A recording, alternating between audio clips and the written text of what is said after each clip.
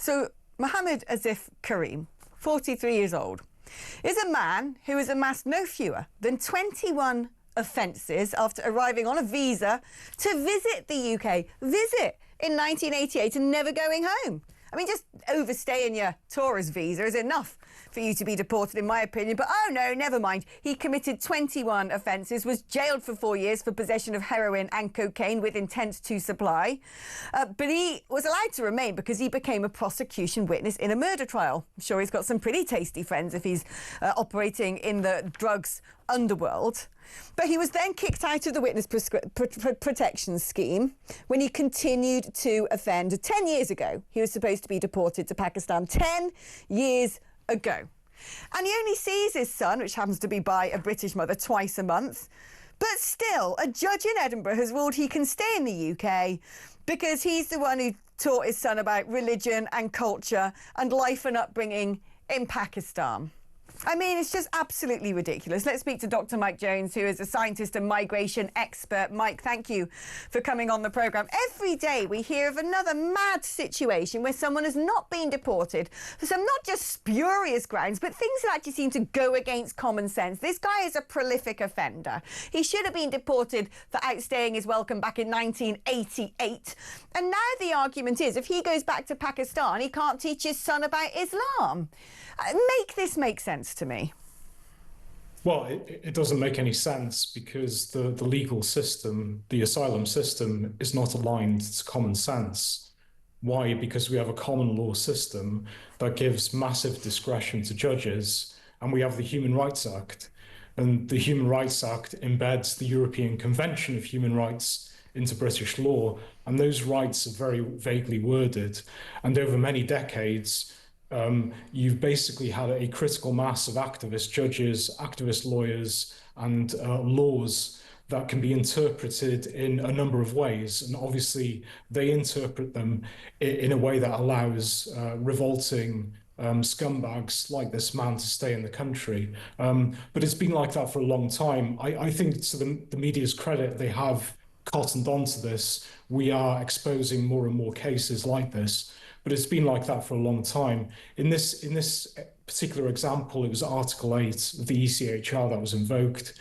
You know, he's an illegal immigrant, a criminal, but he'd been in the UK for a very long time. You know, he had a family, and the judges cited very spurious reasons around mental health and cultural teaching and religious teaching and so on. But that's what happens. It's happened time and time again. And until you reform the legal system, it's going to continue like this. It's the only way to do that, essentially, to leave the ECHR, because we've now got a situation where 9 EU member states are pushing to disapply certain articles of the European Convention of Human Rights, pointing to these issues of an encroachment upon sovereignty, preventing countries from making decisions in their national interest, because a court of unelected judges in Strasbourg, who want to do things by the letter of the law, see things very differently and seem to wield a ridiculous amount of power.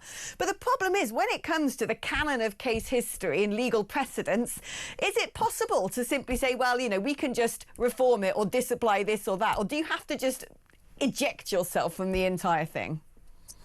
Well, ideally, you just eject yourself. But, you know, what does the phrase leave the ECHR actually mean? You know, it's become a sort of popular political nostrum. I mean, there are 2 stages to it. The first is you either abolish the Human Rights Act, you disapply it, or, you know, you disapply it to immigration law. But ideally, you'd get rid of it, and then you'd leave the Council of Europe. You would leave the Council of Europe, which means we're not party to the jurisdiction of the European Court of Human Rights, which is in Strasbourg. But one thing I should point out here is that getting rid or disapplying the Human Rights Act is the most fundamental thing you need to do, because British judges are more zealous and more crazy in applying the ECHR to various cases than foreign judges. I mean, I don't like the Strasbourg Court at all. I don't like the European Court of Human Rights, but even they would balk at some of the judgments made here in the UK.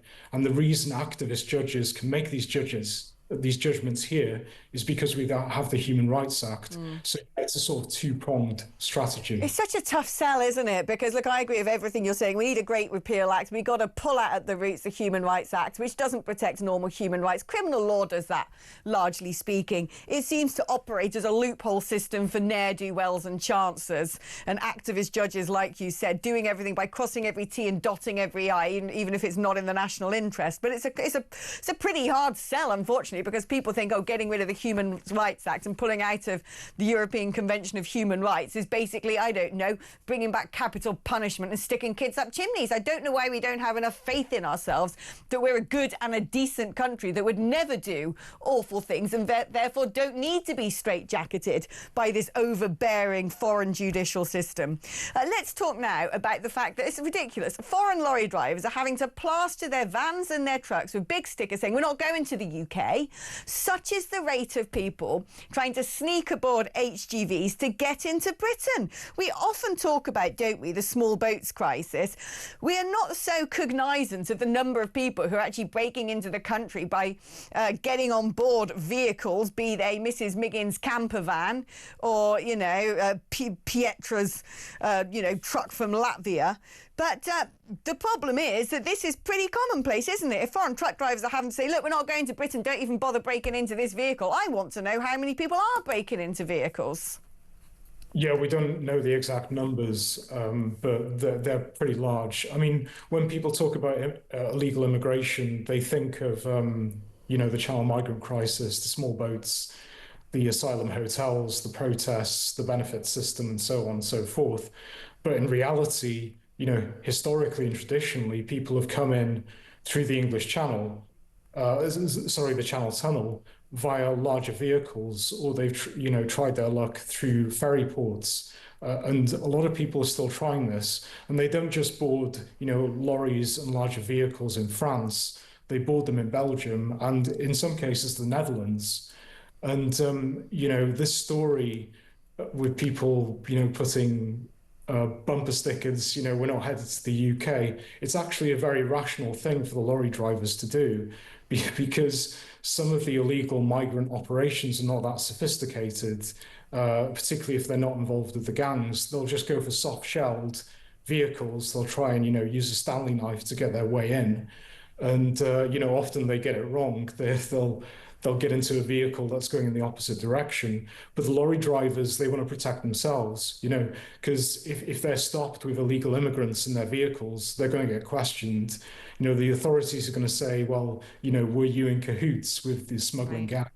You know, that'd be an obvious question.